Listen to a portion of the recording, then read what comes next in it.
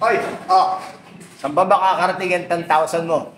10,000 at 29er, meron ba? Meron, liga. Ito, sikat na brand to. Liga, ito. Ito, Trinks 29er, ha? 29er, 3x8. Okay? Naka-suspension ni Trinks. Naka-saddle ni Trinks. 3x8 ang crank. I-upgrade mo na lang sa Halotech. Trinks na siya. So, wala ka nang masasabi. At alam nyo ba kung magkano lang to? Dito sa Roosevelt Bicycle Center. Pero bago yan, papakita ko muna sa inyo yung specs nito, ha. Tourney, shifter, FDL2, tapos naka-hydraulic pa siya, mga master. Ang tires natin ay 29 by 2.1. Okay?